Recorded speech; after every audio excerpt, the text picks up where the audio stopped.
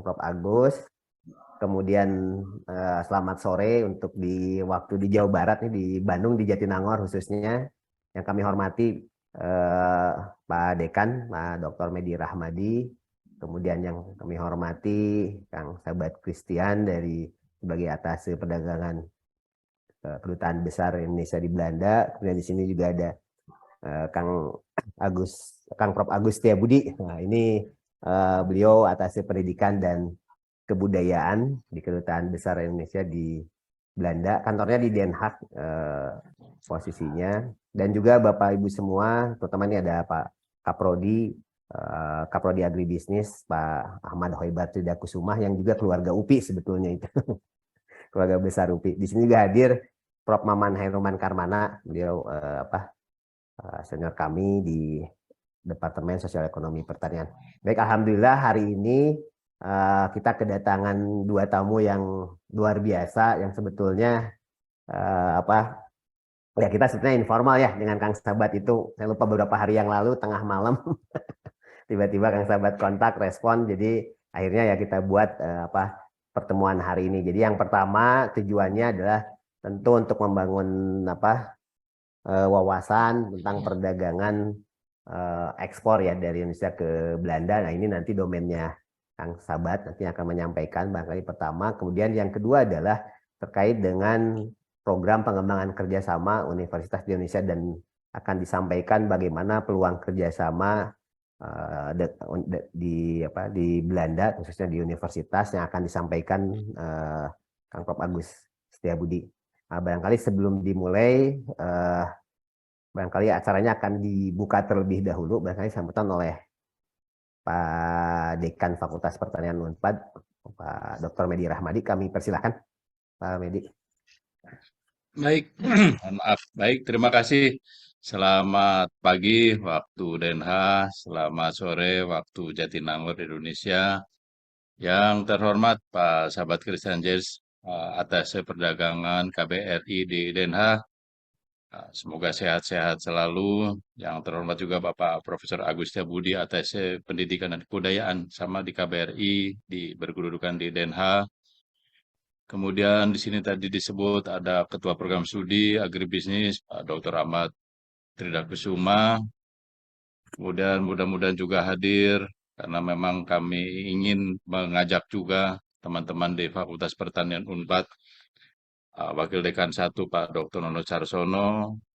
Kemudian, tadi juga ada, saya lihat ada Ketua Departemen Sosial Ekonomi Pertanian, Ibu Dr. Dini Rohdini.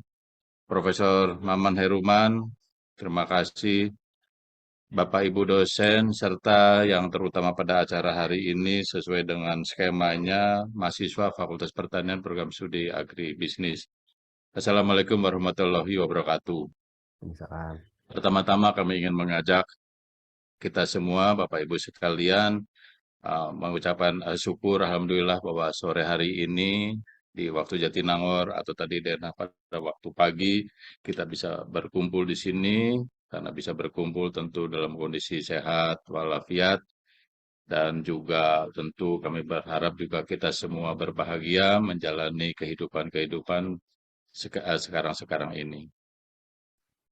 Berikutnya kami juga ingin sekedar menceritakan laporan kepada Pak Sahabat dan Pak Agus gitu, bahwa acara seperti hari ini, yang hari ini dirancang oleh Ketua Program Studi Agribisnis, ini adalah acara rutin sesungguhnya, rutin dalam arti kami mendorong para kaprodi semua unit-unit di Fakultas Pertanian untuk menyelenggarakan acara-acara seperti ini. Gitu. Kalau dilihat dari mahasiswa, acara ini memang diperuntukkan agar mahasiswa terbuka wawasannya. Wawasan bukan hanya di bidang pertanian, bukan hanya di bidang agribisnis, tapi juga ke hal-hal yang lain. Kalau kita bicara ke perdagangan, ya tentu mereka perlu memperoleh gambaran, wawasan, pengetahuan, keilmuan, bagaimana memperdagangkan produk-produk pertanian.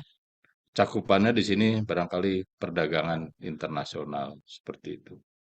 Ini juga kemudian terkait dengan dengan pembelajaran yang sekarang kami acu, Pak Sahabat, Pak Agus, yaitu terkait dengan MPKM. Konteksnya di MPKM itu yang kita bisa pahami bahwa mahasiswa itu tidak diarahkan melulu kepada bidang ilmu yang ditekuni, tapi ke segala macam ruang lingkup kehidupan dalam satu sisi sesuai dengan minatnya mahasiswa, dan yang kedua juga tidak kalah pentingnya mengarahkan bahwa ilmu kita itu ke depan sangat terbuka, terlebih lagi di era disrupsi yang kita tidak mengetahui ke depan ini seperti apa, sehingga yang nanti akan disampaikan oleh Pak Sahabat begitu sangat pentingnya untuk membekali mahasiswa kami dari program studi agribisnis, mudah-mudahan juga dari program studi agroteknologi juga ada yang ikut untuk membekali mereka nanti ke depan. Kalau dilihat dari aspek tentang pendidikan tinggi, sama juga gitu. Kami sekarang, nah ini juga dikawangi oleh Pak Tommy ini, kami sekarang ini sedang didorong, ditarik untuk mampu berkompetisi. Untuk mampu berkompetisi bukan hanya di tingkat nasional, tapi di tingkat internasional. Nah, dalam konteksnya dengan pendidikan tinggi, nah, konteksnya pendidikan tinggi yang bersaing dengan internasional, kami juga sedang membangun gitu, sedang membangun aspek-aspek mendasar agar kami bisa bermain di ranah internasional. Kami sedang mengembangkan bagaimana dosen-dosen kami bisa terekognisi internasional. Atau sebaliknya, dari awalnya kami juga supaya institusinya terekognisi, maka Fakultas Pertanian Unpad juga harus dikenal oleh lembaga internasional yang lainnya. Dalam arti secara implementasi kami juga mendorong melakukan berbagai langkah agar banyak dosen yang mengajar di kami. Nah, supaya banyak mengajar, tentu kami juga harus kompetitif gitu, harus menyediakan model pembelajaran pendidikan yang memang selaras dengan yang dimiliki oleh dosen-dosen dari luar. Begitu juga dengan mahasiswa asing, sampai dengan kami secara institusi terangkat, terekognisi dalam bentuk misalnya pengakuan double degree, dalam bentuk misalnya banyak kemudian di kampus kami di sini berkeliaran dosen-dosen asing. Itu barangkali parameter yang mudahnya kami sampaikan, yang kemudian terrekognisi secara internasional. Nah, atas dasar tadi itu kami sangat berterima kasih kesediaan Pak Sabat, kesediaan Pak Agus tampil di sini presentasi di hadapan mahasiswa, dan di sini juga ada dosen-dosen semua, sehingga membukakan wawasan. Lebih jauh lagi kami berharap juga kami memperoleh peluang-peluang untuk bisa kami manfaatkan. Apabila kita bicara dengan Belanda, kami ada 2 dosen, Pak Agus, yang lulusan Belanda. Tadi saya lihat ada Ibu Eliana, itu dari Wageningen, dokter dari Wageningen. Sebelumnya ada Pak Nono Carsono, yang kebetulan Wakil Dekan 1, Wakil Dekan Bidang Pembelajaran dan Riset, itu ketika S2-nya juga di Wageningen. Mudah-mudahan nanti beberapa peluang-peluang bisa ditindaklanjuti, karena menurut kami kehadiran Pak Sabat, kehadiran Pak Agus di sini sangat-sangat bermanfaat.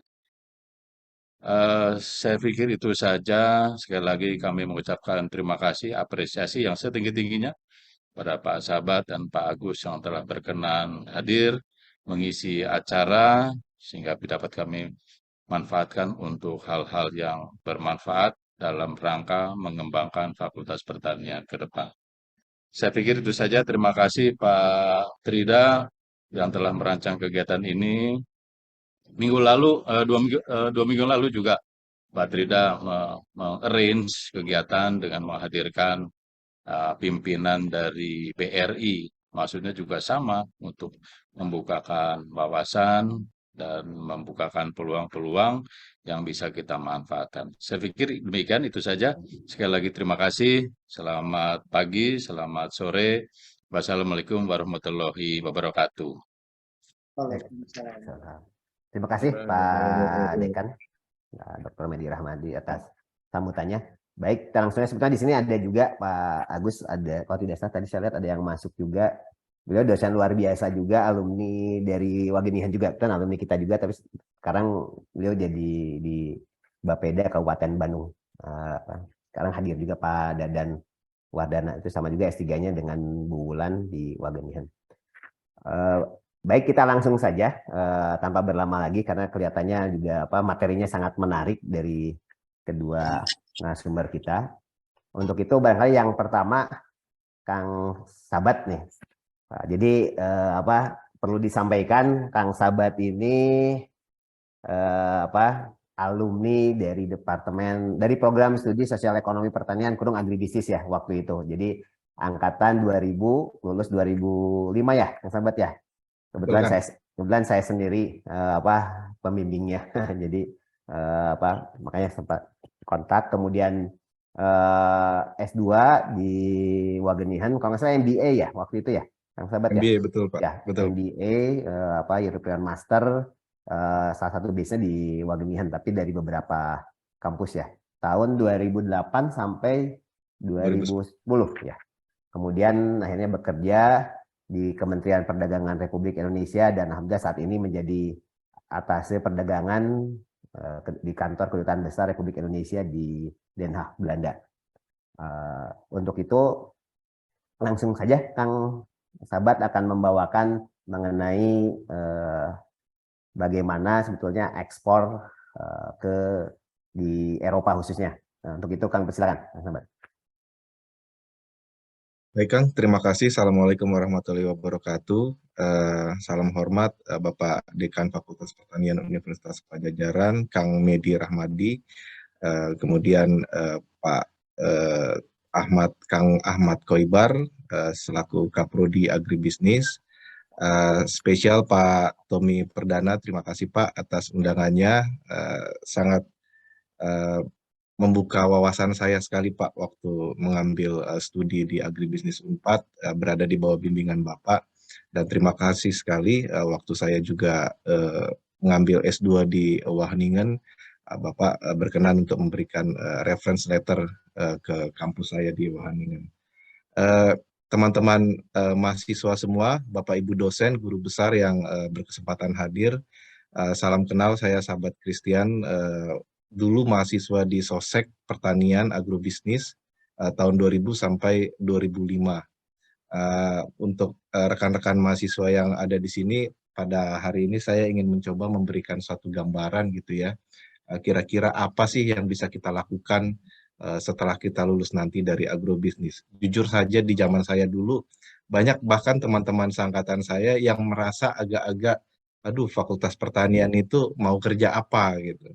Tapi seiring berjalannya waktu, saya sendiri ngelihat teman-teman saya, terus kemudian teman-teman fakultas pertanian di universitas lain seperti IPB, UGM, kebanyakan mereka memegang tampuk-tampuk pimpinan sebetulnya, baik di bank, kemudian di perusahaan media, di Kementerian Perdagangan.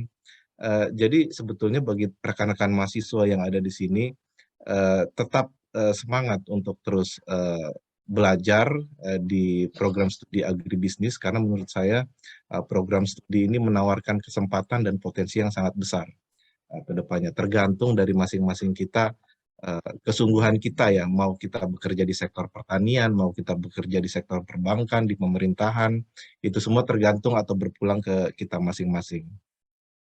Nah, pada hari ini saya mencoba membawakan sedikit paparan, saya coba singkat-singkat saja karena lebih baik kita bisa diskusi lebih banyak yang menjadi ketertarikan rekan-rekan mahasiswa semua yang ada di sini. Kalau boleh saya share screen.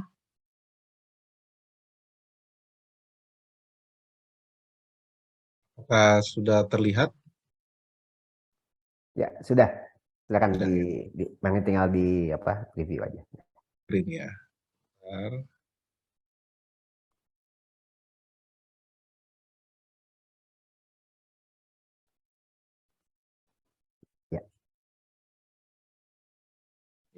Sudah full screen. Jadi teman-teman semua, Belanda itu merupakan salah satu pasar yang sangat menarik bagi Indonesia, terutama di Eropa. Di Eropa sendiri, Belanda itu menduduki peringkat pertama untuk ekspor produk-produk Indonesia ke pasar Uni Eropa. Meskipun sebetulnya Belanda sendiri secara negara populasinya tidak terlalu besar ya, sehingga jumlah konsumsinya juga tidak besar. Tapi kita bisa melihat Belanda itu sebagai pintu gerbang dan hub bagi produk-produk Indonesia yang diekspor ke Uni Eropa. Untuk pasar Uni Eropa sendiri, Uni Eropa merupakan satu kesatuan yang mitra dagang yang sangat penting bagi Indonesia, di mana ekspor kita ke seluruh dunia 9,2%-nya atau hampir 10%-nya itu diekspor ke Uni Eropa. Dan kebutuhan impor kita untuk industri-industri dalam negeri maupun produk konsumsi itu 8,2%-nya berasal dari Uni Eropa.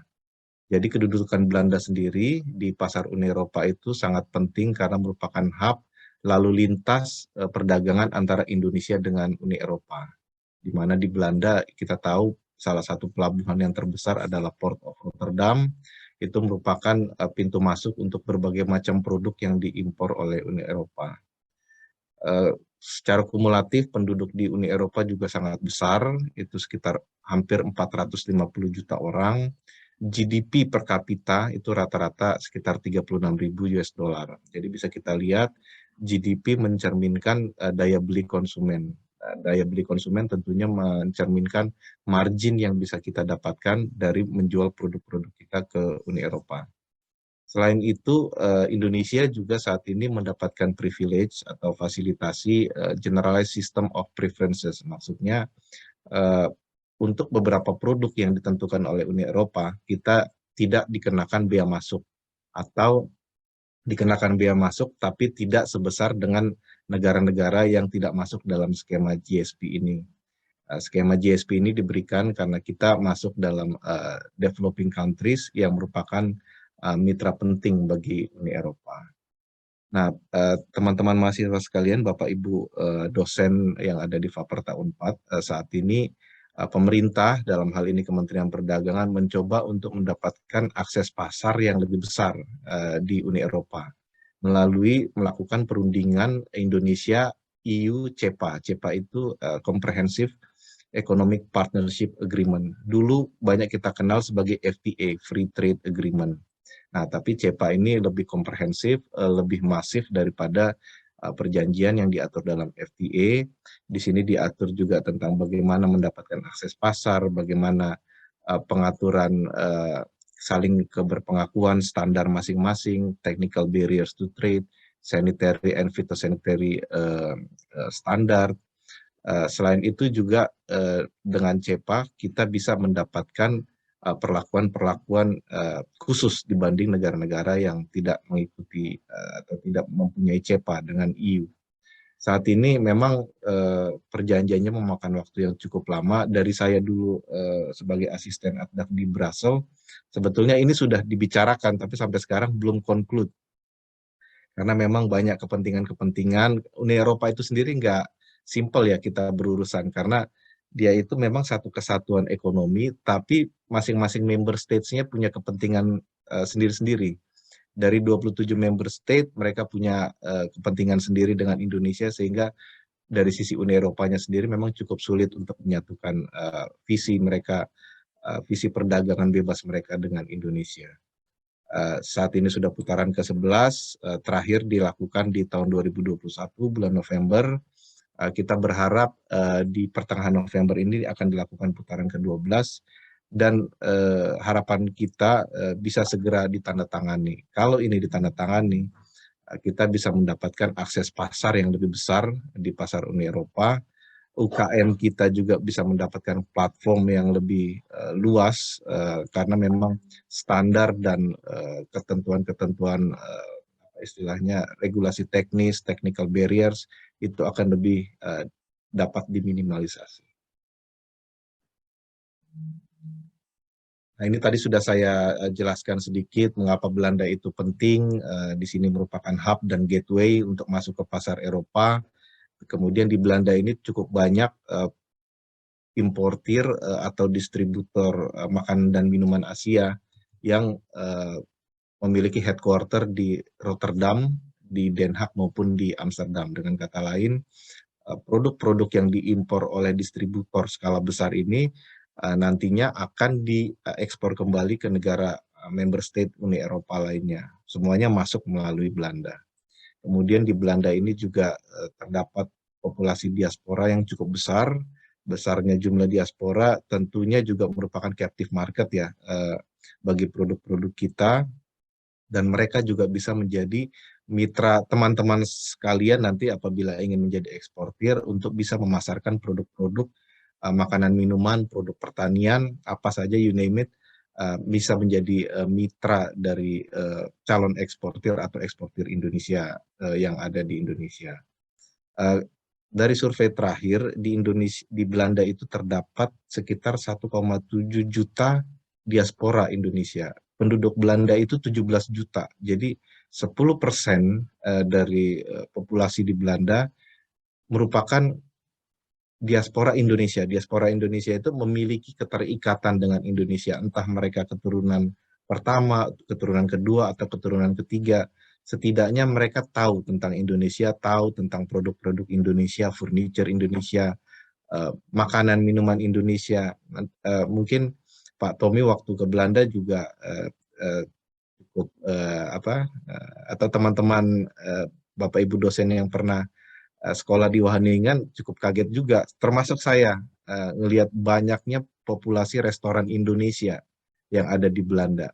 Baratnya kita ini nggak merasa di Eropa, tapi ada di Eropa gitu, karena mudah sekali mendapatkan produk-produk Indonesia di sini, baik di supermarket maupun di mencari restoran Indonesia. Sejauh ini kami coba melakukan survei, sudah ada sekitar 419 restoran Indonesia yang tersebar di seluruh Belanda. Jadi Belanda itu areanya tidak terlalu besar, ada 419 restoran Indonesia. Jadi hampir ke setiap corner, ke setiap tempat ada aja kita lihat restoran Indonesia di sini. Dengan kata lain, dengan besarnya jumlah restoran ini, tentunya kebutuhan akan produk-produk Indonesia akan jauh lebih banyak dibanding negara Uni Eropa yang lainnya. Kemudian ini coba kami identifikasi Bapak Ibu, rekan-rekan mahasiswa sekalian, di tahun 2021 total ekspor kita non-migas ya itu sekitar 16 miliar US dollar ke Uni Eropa. 25-26%-nya itu masuk melalui Belanda. Di sini bisa kita lihat Belanda menduduki peringkat pertama untuk negara tujuan ekspor Indonesia ke Uni Eropa sekitar 4 miliar US dollar, kemudian disusul oleh Jerman sekitar 2,6 miliar US dollar. Hampir 100% perbedaan antara ekspor Indonesia ke Jerman dengan ekspor Indonesia ke Belanda. Di sini bisa kita lihat betapa besarnya peran Belanda bagi produk-produk ekspor Indonesia yang ke Uni Eropa. Kemudian disusul oleh Italia, diikuti Spanyol dan Belgia. Nah, berikut adalah neraca perdagangan di tahun 2021. Nanti akan saya coba update lagi untuk tahun 2022. Di tahun 2021, waktu itu masih terkena pandemi COVID-19 ya sebetulnya. Perdagangan antara kedua negara itu mencapai 5,5 miliar US dollar. Ekspor kita sekitar 4,6 miliar US dollar, impor kita hanya 850 juta US dollar. Dengan kata lain, kita mengalami surplus yang cukup besar, sekitar 3,8 miliar US dollar, dan ini merupakan salah satu penyumbang surplus Indonesia dengan dengan negara-negara lain untuk menyumbang untuk menyumbang surplus bagi perdagangan Indonesia. Dan Belanda merupakan salah satu hal yang sangat potensial dalam meningkatkan devisa penerimaan negara. Nah, mungkin teman-teman sekalian bertanya-tanya kira-kira produk apa saja sih yang memang sudah masuk ke Belanda. Di sini memang banyak produk makanan dan minuman dari Indonesia yang sudah masuk, tapi memang jalurnya itu sekitar 70-80% itu masuk melalui supermarket dan toko Asia. macam-macam yang ada di Belanda, ada Wanam Hong, ada Oriental.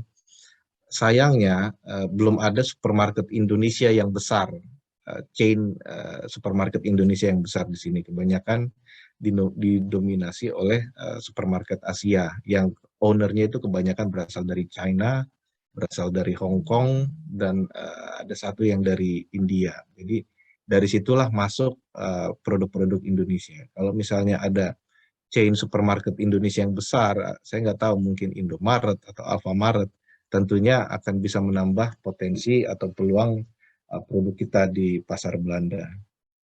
Selain itu, ya memang kebanyakan ekspor kita ke Belanda itu masih berpusat di komoditi yang masih mentah atau yang baru semi proses, seperti rempah-rempah. Kita tahu ya, banyak dulu pedagang-pedagang dari Belanda, VOC lah dulu kita kenal, datang ke Indonesia ya memang mencari rempah-rempah, dan sampai sekarang mereka masih mencari rempah-rempah. Namun ini yang menjadi pemikiran saya juga, kebanyakan rempah-rempah ini banyak diimpor dalam bentuk mentah gitu. Nah, kalau misalnya kita bisa standarnya seperti apa untuk yang pacar? Ya. Ya, kalau misalnya kita bisa mengekspor dalam bentuk yang sudah jadi atau dalam packaging, tentunya nilai tambahnya itu bisa ada di eksportir di Indonesia. Kemudian produk-produk home decor juga sudah cukup banyak Bapak Ibu mendominasi di pasar Belanda. Keranjang dari rotan, terus kemudian kitchenware, lighting dari kayu, furniture itu rata-rata sudah tidak asing kalau kita lihat ini furniture made in Indonesia. Bahkan kemarin di Trade Expo, di mana saya membawa sekitar 23 buyer, salah satunya adalah importir produk furniture. Tren yang terbaru saat ini adalah mereka tertarik untuk peti mati, tapi yang berasal dari bahan-bahan ramah lingkungan atau tidak berasal dari kayu. Selama ini kan kita tahu furniture itu terbuat dari kayu, entah dari jati atau kayu meranti, bangkirai. Yang saat ini lagi tren yang dicari adalah yang berasal dari lilitan karung goni. Jadi peti mati yang terbuat dari bahan-bahan yang lebih mudah diurai di alam itu saat ini banyak dicari oleh konsumen dari Eropa. Kemudian produk-produk tekstil, pakaian jadi, baik yang diproduksi oleh industri besar maupun UKM juga sudah banyak masuk di pasar Belanda, handicraft, kemudian wood and wood products. Banyak di sini perusahaan-perusahaan Belanda yang menjalin kerjasama dengan produsen di Indonesia. Sudah semuanya merupakan produk jadi dari Indonesia. Sudah jadi pintu, sudah jadi kusen, jendela. Di sini cuma hanya dilabeli oleh merek Belanda, udah mereka jual. Ya, memang ini kenyataan yang ada di perdagangan internasional, di mana sebetulnya memang ada produk-produk yang kita sudah mampu memenuhi persyaratan di negara tujuan ekspor, tapi owner brandnya itu bukan kita, owner brandnya itu importir, perusahaan di Belanda, ya tentunya margin itu akan lebih banyak dinikmati oleh perusahaan atau pemilik brand di Belanda. Namun saya yakin kalau ini posisi seperti ini bisa kita teruskan, lama-kelamaan brand-brand Indonesia juga bisa mendominasi di kalangan konsumen di Belanda maupun di Uni Eropa. Karena memang kita sudah tahu know-how-nya itu sudah kita kuasai, standarnya itu sudah bisa kita penuhi. Tinggal bagaimana kita mendorong brand-brand dari Indonesia sehingga lebih dikenal oleh konsumen di sini. Nah, rekan-rekan mahasiswa semua, ini adalah produk-produk UMKM karena memang arahan RI 1, semua perwakilan perdagangan di luar negeri agar juga fokus membantu UMKM. Ini adalah beberapa produk yang sudah kita bantu atau sudah masuk ke pasar di Belanda. Mungkin teman-teman semua nggak kepikiran gitu bahwa sayur pare itu bisa masuk ke Belanda, buah nangka itu bisa masuk ke Belanda, mangga masuk ke Belanda. Tapi yang saya dapatkan ini masih sudah di packaging dengan baik, kemudian di frozen dan kemudian diekspor ke Belanda. Bahkan sambal pecel Di sini orang-orang Belanda itu tahu yang namanya gado-gado, sambal pecel, sate, bumbu kacang, itu sudah sangat familiar sekali terhadap produk-produk Indonesia. Ini ada beberapa produk juga yang sedang kita bantu untuk bisa mendapatkan pangsa pasar di sini. Ada ikan teri, saat ini juga ada beberapa produk seperti pete, jengkol juga sudah masuk sebetulnya ke Belanda. Nah, memang selama masa pandemi ada beberapa produk yang terkena dampak cukup signifikan ya, tapi kami coba identifikasi berikut adalah produk-produk yang justru naik ekspornya di saat pandemi 2020-2021 kemarin, yaitu untuk produk teh dan turunannya itu naik sekitar 190%, furniture itu naik sekitar 7%, produk-produk kakao, koko itu naik sekitar hampir 8%, rempah-rempah seperti pala, bunga pala dan kapulaga itu naik sekitar 8%, charcoal atau arang kayu ini adalah produk yang saat ini mengalami kenaikan cukup signifikan. Arang kayu itu biasanya banyak digunakan saat musim summer. Mereka lebih banyak beraktivitas di taman atau di halaman rumah untuk melakukan berkumpul bersama keluarga sambil barbecue. Itu biasanya permintaan dari Indonesia itu akan permintaan Belanda dari produk Indonesia ini akan naik cukup signifikan. Dan satu lagi karena di sini juga banyak imigran dari Timur Tengah maupun Turki, biasanya mereka itu memiliki kebiasaan menghisap shisha, dan shisha itu menggunakan arang yang terbuat dari batok kelapa. Itu juga cukup menjadi tren yang sangat signifikan saat ini di kalangan konsumen di Belanda. Alat musik juga sudah masuk, ada produsen musik dari Bandung, Genta Trikarya, itu bahkan menjual premium gitar yang dihargai per satu unit gitar itu sekitar 1.600-1.700 euro.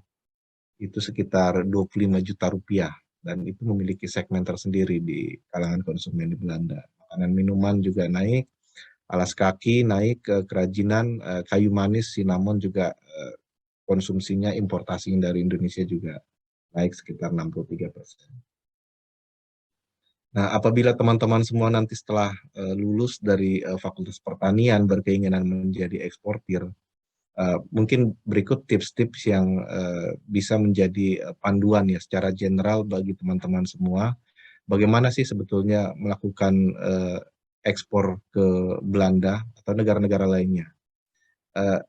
Setidaknya bisa mengikuti 9 tahap ini. Yang pertama adalah kita harus bisa melakukan dulu market research. Kita tentukan dulu produknya itu apa, peluang pasarnya itu seperti apa, tren konsumennya bagaimana, kita harus tahu, karena tanpa melakukan market research, sia-sia juga sebetulnya, kita nggak tahu apa yang menjadi kebutuhan di pasar yang kita tuju. Kemudian yang paling penting kedua adalah kita bisa menemukan mitra yang tepat, siapa yang menjadi partner kita. Partner ini bisa dalam artian sebagai importir atau agen produk kita, pemasaran kita, atau distributor produk-produk kita. Tadi saya sudah sampaikan, di sini banyak diaspora Indonesia yang sudah tinggal lama di Belanda dan tahu tentang bagaimana cara memasuki segmen pasar tertentu di Belanda. Jadi keberadaan agen atau distributor atau importir itu menjadi hal yang sangat penting apabila teman-teman semua ingin menjadi ekspor. Harus tahu juga terkait dengan import Levi's, biaya masuk, value added tax, excise duties apabila itu mengandung unsur tembakau atau alkohol. Kemudian ada beberapa persyaratan seperti customs declaration yang sebetulnya dikenakan ke importir, tapi ada beberapa produk yang harus juga ditandatangan oleh eksportir. Kemudian sebelum teman-teman melakukan pengiriman barang, perlu diperhatikan metode pembayarannya. Ini sebetulnya diatur dalam kontrak sebelum melakukan pengiriman barang.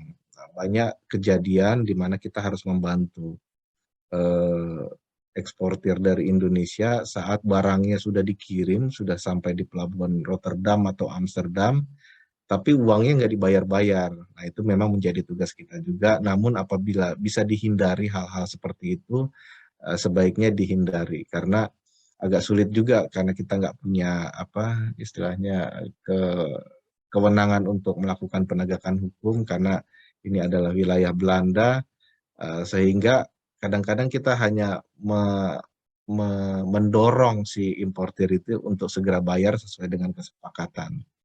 Nah, yang paling aman sebetulnya kalau melakukan perdagangan internasional, minta pembayaran dilakukan secara LC, letter of credit. Jadi saat produk tersebut sudah sampai di pelabuhan tujuan, LC itu sudah langsung ditransfer ke si eksportir, sudah langsung bisa dicairkan di bank yang sudah disepakati bersama.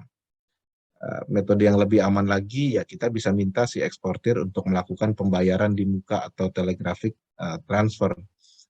Tapi kebanyakan si importir ini mereka juga nggak mau karena mereka takut setelah mereka bayar barangnya tidak dikirim. Jadi harus benar-benar diperhatikan metode pembayaran yang disepakati sehingga dari sisi eksportir Indonesia juga tidak dirugikan.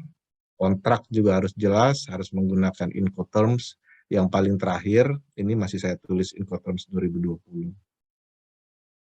Kemudian kita harus memahami juga regulasi Uni Eropa, mulai dari labeling, product safety, CE marking, masa kadaluarsa itu harus benar-benar diperhatikan, warranty apabila membutuhkan garansi, dan buku petunjuk apabila memang membutuhkan buku petunjuk penggunaan produk. Dari sisi packaging dan waste, saat ini konsumen di Uni Eropa lebih mementingkan produk-produk yang packagingnya jauh lebih sustainable atau eco-friendly, kemudian harus menarik, tidak asal-asalan, kemudian packaging tersebut juga tidak menimbulkan cross-kontaminasi dan memiliki kadar food grade. Transport dokumen ini sudah sangat standar, invoice, packing list, bill of lading, bill of airways, Certificate of Origin, tadi saya sampaikan bahwa Indonesia memiliki fasilitas GSP, tentunya harus didukung oleh Certificate of Origin. Jadi kalau memang mau mendapatkan fasilitasi bebas biaya masuk untuk produk tertentu, harus dilengkapi dengan Certificate of Origin dari Indonesia. Certificate of Health, Certificate of Analysis tentunya akan diminta saat produk tersebut masuk di pelabuhan atau customs di Belanda. Nah, ini saya janjikan ke Pak Tommy untuk coba sedikit bahas peraturan-peraturan apa saja yang harus dipatuhi oleh eksportir dari luar EU ke pasar di EU. Sebetulnya banyak orang menganggap terlalu ribet, terlalu rigid. Sebetulnya ada dua payung hukum besarnya untuk produk-produk dari luar EU untuk masuk ke pasar EU. Yang pertama adalah European General Food Law. Ini berlaku untuk semua produk-produk makanan dan minuman. Nomor 178 tahun 2002. Jadi memang di bawah European General Food Law ini diatur beberapa direktif-direktif yang spesifik untuk rempah, direktif sekian, untuk produk makanan yang harus memiliki sertifikat HACCP ada di direktif sekian. Selain itu ada juga satu payung hukum lain merupakan European General Product Safety. Ini mengatur produk-produk selain produk makanan dan minuman. Tentunya ini bisa berbagai macam produk ya, toys, kemudian produk-produk elektronik. Ini biasanya perusahaan-perusahaan manufaktur besar sudah sangat paham terkait European General Product Safety. Nah, mungkin ini adalah penjabaran dari yang saya sampaikan tadi, tapi mungkin nanti paparan ini bisa saya share ke rekan-rekan semua supaya bisa dibaca lebih mendalam lagi. Tadi saya sampaikan ada 2 peraturan wajib yang harus dipenuhi saat masuk ke Uni Eropa, tergantung dari produknya apa. Tapi di luar yang wajib itu ada peraturan khusus atau tambahan. Sebetulnya ini bukan peraturan, ini lebih kepada private standar private yang diberlakukan oleh retailer diberlakukan oleh importir karena dia tahu konsumennya ingin produk-produk yang lebih fair trade, yang organik, tapi itu tidak diatur dalam aturan pemerintah. Itu lebih kepada persyaratan masing-masing importir. Di sini bisa kita lihat untuk produk-produk yang lebih memenuhi unsur kesehatan, itu ada EU organik, jadi selama masa budidayanya itu sama sekali tidak menggunakan produk-produk kimia, pupuk kimia, pestisida, bahkan obat-obat tambahan lainnya untuk produk-produk peternakan juga ini tidak boleh digunakan apabila memiliki sertifikasi organik. Nah, sebagai informasi teman-teman semua, Bapak Ibu dosen, saat ini memang kita banyak mengalami berbagai macam hambatan dari sisi untuk produk seperti pala misalnya, itu kita banyak terkena ban di pelabuhan di Belanda karena terdapat okratoksin dan mikotoksin yang masih diperbolehkan oleh Uni Eropa. Kandungan okratoksin dan mikotoksin itu di bawah 10 parts per billion. Nah, kita banyak bertukar pikiran dengan eksportir Indonesia atau petani di Indonesia. Sebetulnya sudah dilakukan pengujian sebelum berangkat ke Rotterdam, tapi mungkin ya karena banyak semenjak pandemi ini delay kapal, terus kemudian juga kapal banyak melakukan rerouting sehingga waktu di lautnya itu jauh lebih lama, kan laut itu kelembapannya tinggi ya, sehingga yang tadinya sudah memenuhi persyaratan produk pala itu karena terlalu lama di laut, kelembapan tinggi, akhirnya tumbuhlah jamur. Saat masuk di pelabuhan di Rotterdam, dilakukan random checking, kedapatan okratoksin dan mikotoksin. Nah, mungkin teman-teman semua bisa memikirkan bagaimana caranya agar produk-produk pengolahan pasca panen terutama untuk pala ini bisa istilahnya tahan lama lah selama di perjalanan, entah melakukan packaging tersendiri, entah kontainernya diberikan perlakuan tertentu. Mungkin ini bisa menjadi bahan pemikiran atau diskusi teman-teman Fakultas Pertanian di Pajajaran.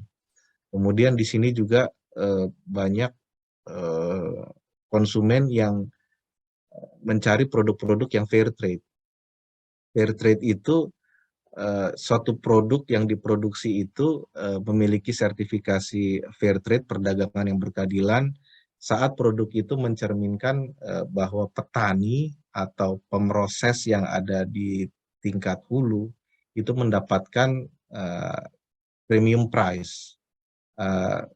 Si eksportirnya ini menjamin misalnya petaninya di komunitas petani atau asosiasi petani itu dibangunkan atau dibuatkan sekolah atau diberikan program-program pemberdayaan masyarakat. Nah, biasanya ini yang dijamin oleh sertifikasi fair trade ini. Dan si konsumen di Belanda, di Uni Eropa, dia mau membayar lebih untuk produk yang sama. Jadi untuk produk coconut sugar misalnya, satu memiliki sertifikasi fair trade, satu nggak punya, dia mau bayar lebih mahal untuk fair trade karena dia yakin saat dia beli produk itu petani yang ada di Indonesia atau di negara manapun mendapatkan harga yang lebih mahal atau mendapatkan bantuan-bantuan dari si eksportir untuk bisa mendapatkan pendidikan, pemberdayaan masyarakat. Ini adalah beberapa tren yang sedang mengemuka di kalangan konsumen di Uni Eropa maupun di Belanda. Nah, ini adalah beberapa tantangan, mungkin teman-teman bisa baca sendiri nanti, kita bisa diskusi. Nah, ini adalah upaya-upaya dari kami, Kantor Atas Perdagangan di KBRI Den Haag, untuk bisa lebih membantu eksportir dan pelaku UKM supaya bisa melakukan ekspor ke Belanda. Kita secara rutin melakukan networking atau temu bisnis, baik secara virtual, waktu tahun 2021 kemarin kita banyak melakukan by Zoom, kita pertemukan antara importir di Belanda dengan eksportir di Indonesia. Kita juga melakukan trade mission, misi dagang, membawa buyer-buyer dari Belanda untuk kita ketemukan di dengan produsen atau eksportir Indonesia, business matching, business forum. Nah, saat ini juga ada program capacity building yang coba kita rintis dengan CBI. CBI ini semacam NESO, semacam Stunet sebetulnya, tapi di bidang perdagangan. Jadi dia membantu pelaku UKM atau produsen dari Indonesia untuk dapat melakukan ekspor ke Belanda. Biasanya mereka memberikan bantuan dari sisi tenaga ahli, mereka memberikan bantuan pembiayaan juga, dan memberikan bantuan mempertemukan dengan importir yang ada di Belanda. Selain itu kita juga secara rutin mengikuti pameran dagang. Izin Bapak Ibu, kita juga saat ini bekerja sama dengan Himpunan Alumni IPB. Menurut saya cukup bagus dan bisa kita tiru sebetulnya. Himpunan Alumni IPB itu dia memiliki binaan-binaan produsen produk pertanian. Nah, mereka mencoba mengkontak saya, bagaimana Pak kita bisa kolaborasi untuk ikut pameran besar di Belanda, dan nanti di tanggal 22-23 November mereka akan membawa 8 binaan Himpunan Alumni IPB untuk bisa ikut pameran di Belanda, yaitu Free from Food Ingredients. Itu merupakan pameran besar yang mempromosikan produk-produk organik dan apa istilahnya bebas alergi. Selain pameran, kita juga secara rutin membuat market atau business intelligence. Ini terbuka. Teman-teman mahasiswa semua apabila ingin mendapatkan market intelligence atau business intelligence yang kita buat juga bisa email kami, nanti kita bisa share. Ini fokus ke produk-produk Indonesia yang masuk ke Belanda. Kemarin itu kita lakukan untuk furniture, untuk palm oil, untuk koko, macam-macam. 1 tahun itu kita lakukan sekitar 4-5 market intelligence. Ini berguna untuk saat teman-teman nanti mau jadi eksportir, atau setidaknya bikin paper teman-teman di kelas, atau bikin skripsi misalnya, akan menjadi referensi yang cukup bagus buat teman-teman mahasiswa semua. Kira-kira itu aja. Mohon izin Pak Dekan, Pak Tommy apabila terlalu lama. Memang banyak sekali yang ingin saya share buat teman-teman di Faperta Unpad. Terima kasih atas kesempatannya. Oke, terima kasih Kang Terima Sabat. kasih Pak Sabat. Ya. Terima kasih Kang Sabat atas paparannya yang luar biasa. Banyak informasi tadi yang disampaikan, dari mulai bagaimana potensi pasar di Eropa sampai kepada prosedur yang bersifat teknis, termasuk juga standar keamanan pangan ya. Yang terakhir termasuk juga tadi Kang Sabat membuka kesempatan kalau kita bisa bekerja sama seperti apa yang dilakukan oleh alumni IPB dalam membina UKM, sehingga ada pameran, bisa ikut serta dalam pameran di Belanda yang diadakan oleh Atasih Perdagangan. Terima kasih banyak Kang Sabat. Barangkali untuk yang berikutnya kita langsung saja dulu ke Pak Prof. Agus Setiabudi sebagai Atasih Pendidikan dan Kebudayaan. Pak Kang Prof. Budi udah siap?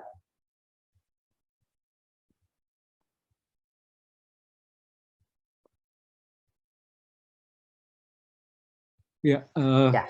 enggak Pak, sebentar. Ya, silakan.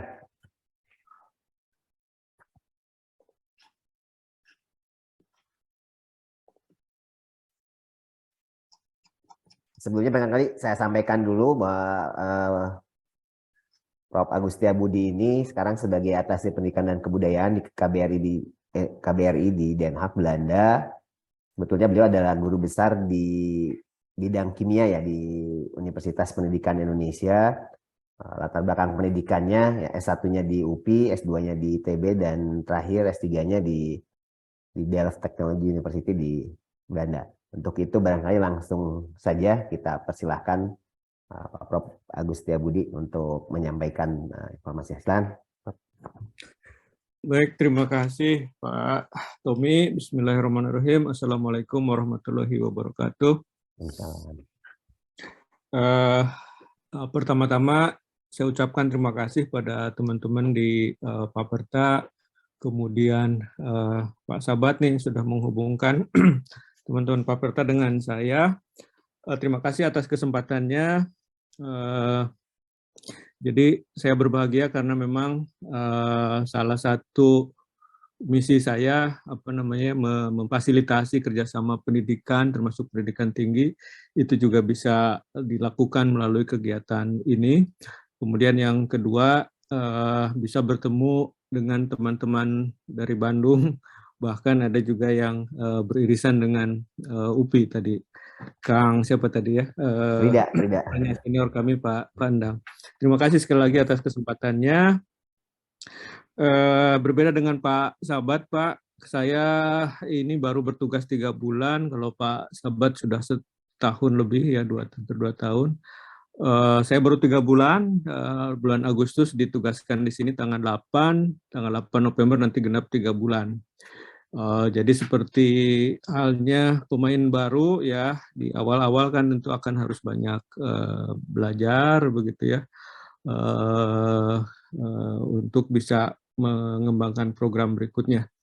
Nah, memang tugas saya di atas pendidikan dan kebudayaan ini adalah memfasilitasi, salah satu diantaranya adalah memfasilitasi dan mempromosikan kerjasama pendidikan tinggi, pendidikan dan riset ya, termasuk pendidikan tinggi antara Indonesia dengan Belanda. Gitu ya. Jadi karena itu paparan saya ini juga akan diarahkan ke situ karena di sini juga ada mahasiswa, mungkin juga nanti akan ada yang tertarik untuk studi lanjut di Belanda.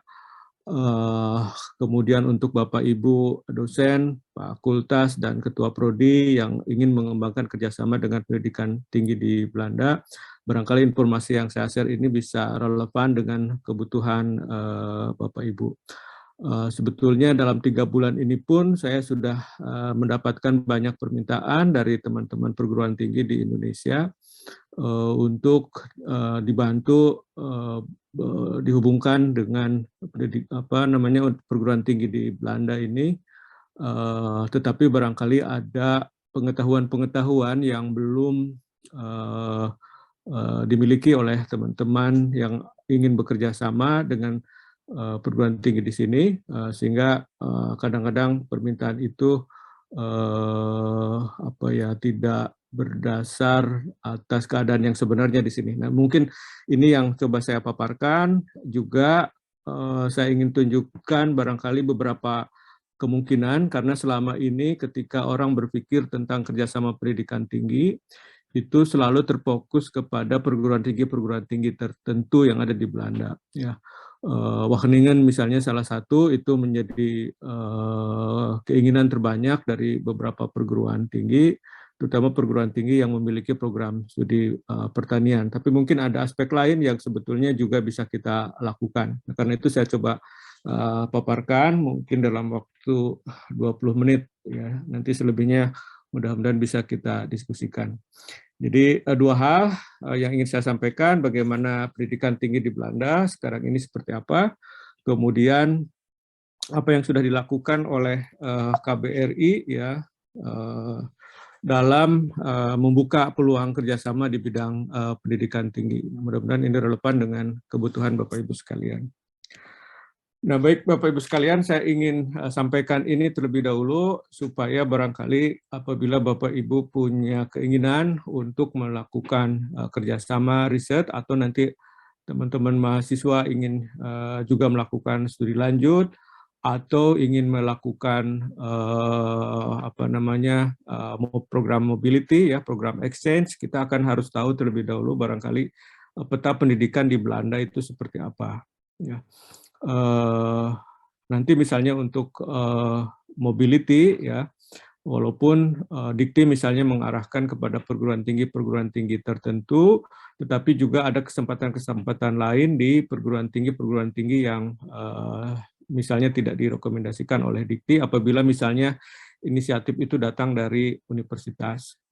Nah, ini Bapak Ibu sekalian gambaran mengenai atau skema mengenai sistem pendidikan tinggi di Belanda ya. Jadi sebelum masuk kepada pendidikan tinggi ya tentu akan ada tahapannya terlebih dahulu yang ternyata tidak setara atau tidak bisa kita bandingkan secara one-to-one mapping barangkali ya, dengan sistem pendidikan tinggi di kita. Jadi kalau di sini setelah anak-anak menempuh basis school, mereka akan sudah terarahkan apakah mereka akan menjadi tenaga-tenaga terampil, ya, atau misalnya mereka akan menjadi tenaga profesional, atau nanti mereka akan menempuh jalur untuk menjadi mengambil profesi-profesi yang harus berdasarkan kepada pendidikan akademik di perguruan tinggi. Nah, yang berwarna biru ini itu pada dasarnya adalah area tentang pendidikan vokasi. Nah, kemudian yang berwarna orange ini itu jalur untuk pendidikan akademik, kira-kira seperti itu. Nah, tapi walaupun demikian, nanti kita akan bisa melihat bahwa walaupun ini berwarna biru, kalau ini adalah nanti akan ada di perguruan tinggi yang namanya University of Applied Sciences. Ini juga adalah bidang-bidang yang di Indonesia itu merupakan pendidikan tinggi akademik. Nanti saya contohkan misalnya akuntansi. Ya, akuntansi itu nanti akan ada di jalur ini atau misalnya ada di jalur yang berwarna orange. Jadi perbedaannya ini adalah sama-sama pendidikan tinggi untuk HBO dan WO, ya, tidak usah dipusingkan dengan singkatannya karena saya sampai sekarang saya juga belum hafal, ya. Tetapi pada intinya ini adalah jalur pendidikan tinggi yang melatih yang akan menyediakan mahasiswa untuk bisa menjadi profesional di bidang tertentu, sedangkan ini adalah jalur akademik. Nah, kira-kira begitu secara gambaran umumnya. Nah, kalau Bapak Ibu mendalami lagi, ya, di Belanda itu ada yang namanya research oriented universities. Ya, jadi universitas-universitas yang memang berorientasi pada pengembangan ilmu, ya, walaupun tentu saja dalam prakteknya akan ada mix, ya, antara applied dengan pengembangan ilmu. Nah, ini adalah perguruan tinggi yang memang selama ini kita kenal di Indonesia. Jadi ada 14 perguruan tinggi yang berorientasi research. Termasuk di dalamnya adalah Wageningen University. Apalagi Wageningen University itu memiliki nama yang spesifik, ya, UGUR, Wageningen University and Research. Jadi dia memang sebagai university tetapi juga sebagai sebuah research center.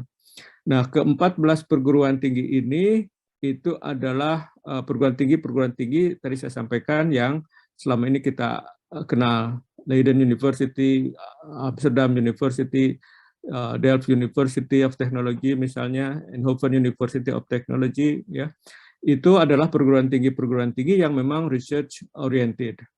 Nah, di situ ada program-program yang lengkap mulai dari bachelor, ya, sarjana, kemudian master dan PhD. Nah, kemudian di luar, kalau di sistem skema ini, ya, maka ini adalah ada di warna orange yang paling atas ini. Ya, jadi ini adalah dalam skema sistem pendidikan tinggi di Belanda, 14 research university ini itu yang menyediakan pendidikan bachelor, master, dan PhD, ya, berada dalam jalur ini. Nah, di luar itu ada yang namanya University of Applied Sciences. Ya, jadi jumlahnya ada 44, ya, University of Applied Sciences. Nah, ini mungkin yang kurang dikenal di Indonesia, ya. Nah, ke-44 perguruan tinggi Applied Science ini, University of Applied Sciences ini, itu menyelenggarakan program bachelor dan master, sarjana dan magister. Kalau di skema ini dia ada di yang berwarna biru yang disebut dengan HBO, ya, Hochschulberuf Onderwijs, ya, pendidikan tinggi bidang profesional tertentu, kira-kira begitu. Nah, kemudian di luar itu ada International Education Institute. Nah, International Education Institute ini adalah sebuah lembaga yang entitas perguruan tinggi sendiri, atau dia menjadi bagian dari sebuah universitas ya, tetapi menyelenggarakan international education ya pada bidang tertentu. Nanti kita tunjukkan secara lebih detailnya. Di luar itu juga ada yang namanya University College. Ini adalah program khusus dari universitas tertentu ya, biasanya dari research university gitu ya, yang pada bidang tertentu yang sejarahnya dia terinspirasi oleh model liberal arts and science dari Amerika ya, coba diterapkan di sini. Nah, jadi ini seperti tadi saya sampaikan, Bapak Ibu sekalian, yang 14 yang research oriented universities itu jumlahnya ada 14 ya. Tadi menyelenggarakan bachelor, sarjana, master sampai dengan magister ya, sampai dengan PhD ya.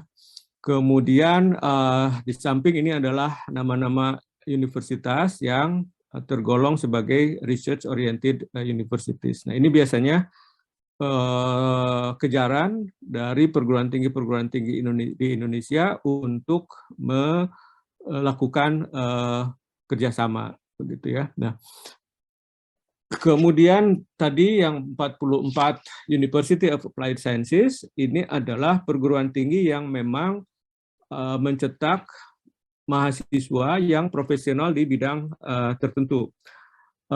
Kita tidak bisa menyatakannya itu sebagai, tidak bisa membandingkan itu sebagai vokasinya di Indonesia yang diselenggarakan di Politeknik, karena to some extent di perguruan tinggi of applied science ini juga ada pengembangan ilmu melalui research ya. Jadi kita tidak bisa membandingkan University of Applied Science ini sebagai politeknik, tapi ini adalah university tetapi fokusnya adalah kepada pengembangan keahlian tertentu. Termasuk di dalamnya ada University of Applied Science ini yang memang fokus di bidang pertanian gitu ya. Jadi perguruan tinggi ini ada yang spesifik mengarah ke bisnis misalnya, ada yang spesifik mengarah ke desain, ya, ada yang spesifik misalnya mengarah ke IT, ya, dan seterusnya. Nah, ini adalah nama-nama perguruan tinggi atau University of Applied Sciences, ya, yang ada di Belanda. Biasanya mereka mencantumkan secara lengkap dalam bahasa Inggris, itu adalah University of Applied Sciences. Kalau dalam bahasa Belandanya itu adalah Hogeschool. Nah, misalnya Amsterdam University of Applied Sciences yang berbeda tadi dengan Amsterdam University, yang berbeda dengan Vrije University of Amsterdam, ya. Tetapi Amsterdam University of Applied Sciences itu adalah kalau dalam bahasa Belandanya adalah Hogeschool van Amsterdam. Dia menyelenggarakan program-program studi yang mencetak para mahasiswa untuk menjadi profesional di bidang tertentu. Jadi misalnya akuntansi, ya, tenaga akuntansi yang lebih menonjolkan skills itu akan ada di Hogeschool atau di University of Applied Sciences. Tetapi akuntansi misalnya ada juga di beberapa perguruan tinggi research seperti Groningen University, begitu ya.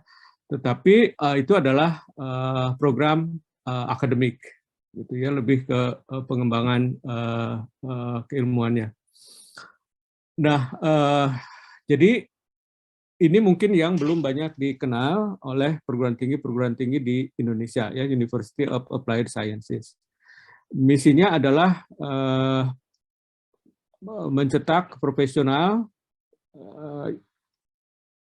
yang sangat ahli di bidang tertentu, kemudian melaksanakan applied research. Research-nya ada di sini, tetapi research-nya berorientasi kepada, seluruhnya berorientasi kepada applied, ya. Kemudian strong orientation towards professional practice, ya. Jadi mencetak profesi-profesi yang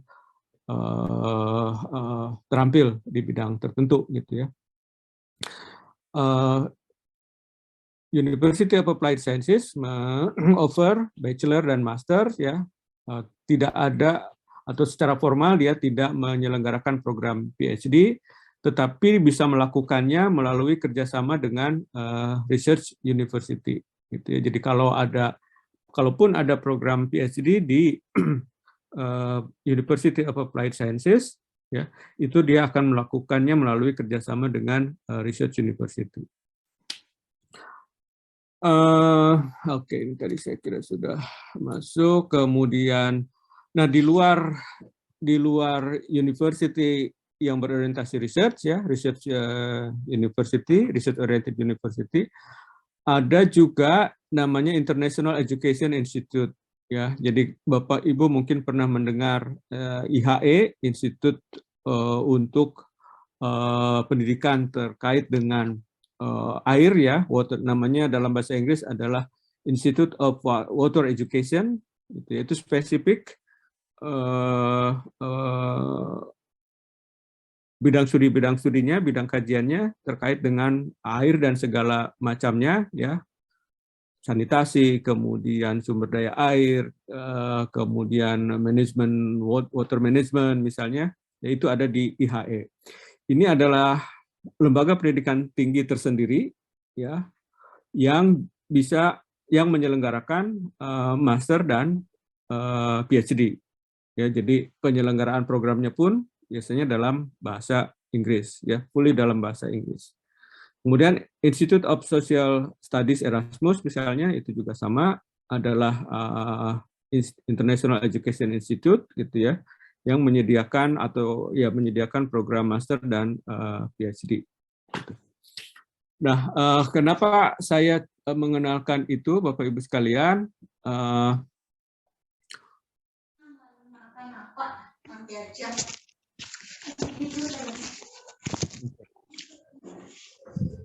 Ya, nah, Bapak Ibu sekalian, University of Applied Sciences ini nanti atau perguruan tinggi di Belanda pada umumnya memiliki keunggulan di beberapa bidang. Jadi manajemen dan bisnis, agricultural science, gitu ya. Kemudian medicine itu merupakan bidang-bidang keunggulan yang ada di Belanda yang biasanya melekat pada perguruan tinggi tertentu. Agricultural misalnya itu kan sangat melekat ke Wageningen, ya, Bapak Ibu alumni dari sana sudah tahu persis. Civil engineering misalnya, Delft University of Technology, kemudian remote sensing itu misalnya ada di Twente misalnya, dan seterusnya. Nah, kemudian Bapak Ibu sekalian, nah, ada beberapa University of Applied Sciences yang juga fokus kepada bidang pertanian. Ya, ini misalnya ada Van Hal University, Iris University, kemudian Haas University. Ini adalah perguruan tinggi University of Applied Science yang fokus di bidang pertanian. Nah, maksud saya mengenalkan ini adalah ini juga bisa menjadi tempat misalnya untuk Bapak Ibu melakukan kerjasama atau para mahasiswa melakukan exchange, ya.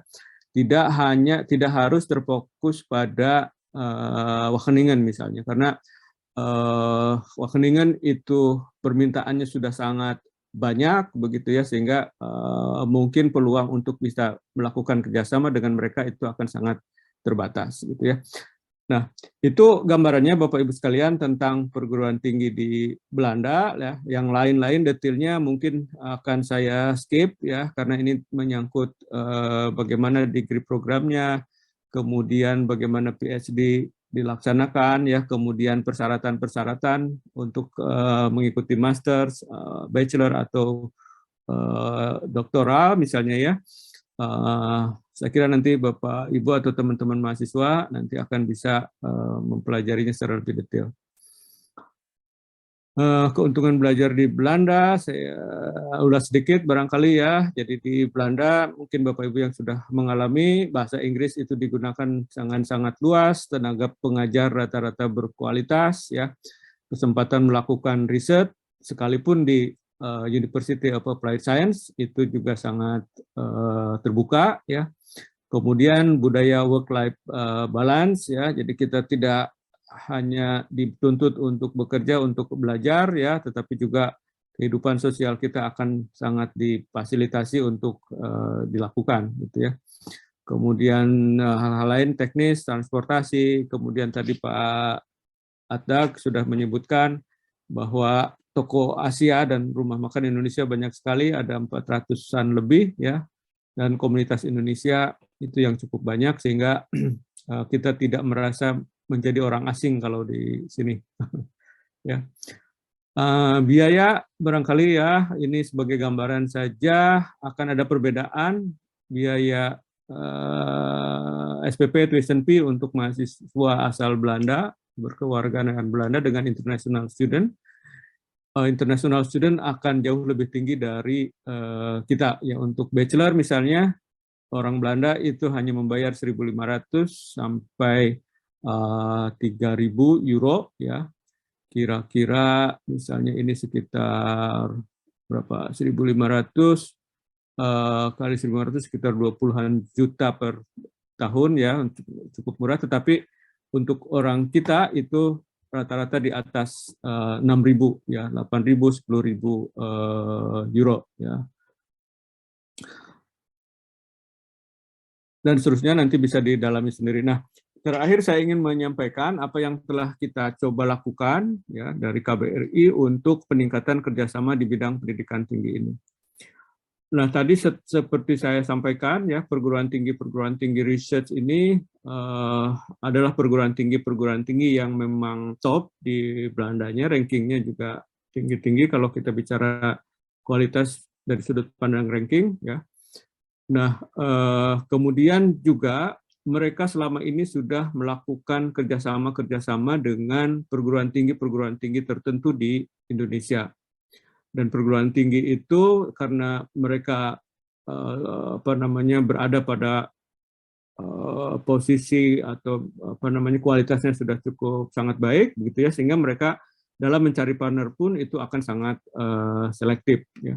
Tetapi kita ya dari KBRI memiliki misi bahwa kerjasama itu tidak hanya harus terbatas dengan perguruan tinggi itu saja ya, tetapi mereka akan harus sangat terbuka. Karena itu dalam beberapa kesempatan saya bersama Pak Duta Besar melakukan kunjungan ke perguruan tinggi untuk meminta mereka juga membuka kesempatan kerjasama untuk perguruan tinggi yang lain. Wageningen misalnya secara formal itu informasi yang kami dapat baru dengan IPB ya, saya belum tahu persis dengan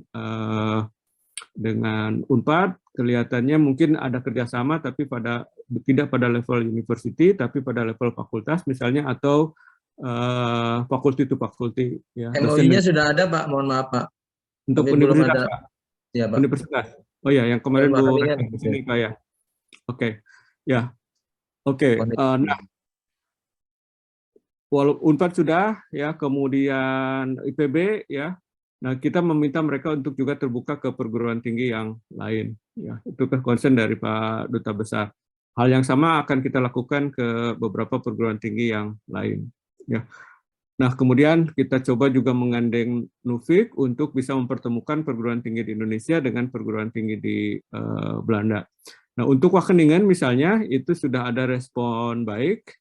Mereka akan membuka satu kegiatan Week of Indonesia Scientific Exhibition ya, di acara disnatalisnya mereka.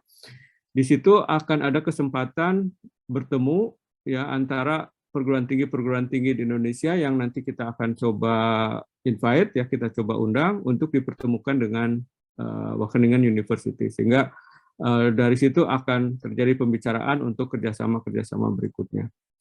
Kemudian dengan Nufik ya, kemarin sudah mendapatkan kesepakatan kita akan menyelenggarakan Rector Conference sama ya, mempertemukan perguruan tinggi di Belanda dengan Indonesia. Itu nanti mungkin akan lebih fokus kepada University of Applied Sciences, kita pertemukan dengan perguruan tinggi di Indonesia. Nah, pada waktunya perguruan tinggi ini akan kita pertemukan dalam event yang sudah kita sepakati. Nah, kemudian Bapak Ibu sekalian, sebagai informasi, tadi juga Pak Atdak, Pak Sabat sudah menyampaikan informasi bahwa jumlah diaspora di Indonesia itu cukup banyak. Di antaranya juga ada yang sudah membentuk organisasi-organisasi, ya. Misalnya ada Indonesian Diaspora Network, dia memiliki di dalam organisasi ini ada task force. Salah satu task force-nya adalah di bidang pertanian. Ya. Kemudian ada juga Diaspora Asosiasi Intelektual dan Profesional Indonesia (INP). Ya. Ini adalah tempat bergabungnya diaspora yang bekerja sebagai profesional dan intelektual. Ya. Ini juga adalah potensi kerjasama pendidikan tinggi di Indonesia dengan diaspora di sini. Jadi misalnya teman-teman di diaspora di task force pertanian misalnya bisa juga jadi narasumber misalnya untuk kegiatan di tempat Bapak Ibu, atau misalnya untuk menjadi guest lecture gitu ya di tempat Bapak Ibu, termasuk juga teman-teman yang ada di INP ini juga bisa dimanfaatkan untuk tujuan pengembangan akademik di Bapak Ibu. Di samping itu ada individuals ya yang juga bekerja sebagai akademisi dan peneliti. Saya masih bekerja mengumpulkan database-nya, dan pada suatu saat kita akan mengumpulkan mereka dan menghimbau mereka juga untuk bisa membantu pendidikan tinggi di Indonesia. Mungkin itu Pak Tommy dan Bapak Ibu sekalian yang bisa saya sampaikan pada kesempatan kali ini. Mudah-mudahan ada yang bisa diambil informasinya dan mudah-mudahan bermanfaat untuk Bapak Ibu sekalian. Terima kasih. Assalamualaikum warahmatullahi wabarakatuh. Salam. Terima kasih Pak Agus atas paparannya yang sangat menarik, dari mulai gambaran besar tentang pendidikan di Belanda, kemudian juga berbagai macam level universitas dan peluang kerjasama yang bisa dilakukan. Terima kasih. Barangkali kita langsung saja masuk ke sesi tanya jawab, dan di Indonesia itu akan nanti maghrib